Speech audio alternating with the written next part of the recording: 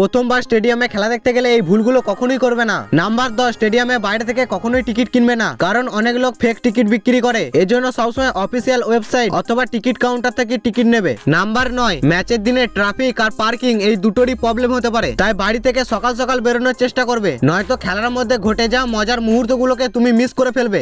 Number 8, টিকিটের মধ্যে যে সিট নাম্বার থাকবে সেই সিটে গিয়ে বসবে, নয়তো সিকিউরিটি এসে সেখান থেকে তোমাকে উঠিয়ে দিতে পারে। নাম্বার 7, স্টেডিয়ামের মধ্যে খাওয়া দাওয়ার জিনিসপত্র নিয়ে যেও না, কারণ ওখানে এসব অ্যালাউ থাকে না। নাম্বার 6, নিজের কাছে বেশি করে ক্যাশ রাখবে, না হলে অনলাইন পেমেন্টের সময় সমস্যা হতে পারে। নাম্বার 5, দিনের বেলা ম্যাচ দেখতে গেলে সাথে করে একটি টুপি নিয়ে যাবে। নাম্বার 4, স্টেডিয়ামে কারোর সাথে কোনো রকম ঝামেলা করবে না, কারণ প্রবলেম হতে পারে। নাম্বার 3, লাফ দিয়ে কখনোই গ্রাউন্ডের ভিতরে যাবে না, কারণ এর জন্য শাস্তির সাথে সাথে ফাইনও দিতে হবে। নাম্বার 2, স্টেডিয়ামে নিজের জিনিসপত্রের উপর সবসময় নজর রাখবে, না হলে সেটা চুরি হয়ে যেতে পারে। নাম্বার 1, ম্যাচ দেখতে গেলে কখনোই একা একা যাবে না, বন্ধুদের সাথে যাও, তবেই মজা আসবে। আর হ্যাঁ, তুমি কি কখনো স্টেডিয়ামে ম্যাচ দেখেছো? কমেন্ট করে জানাও।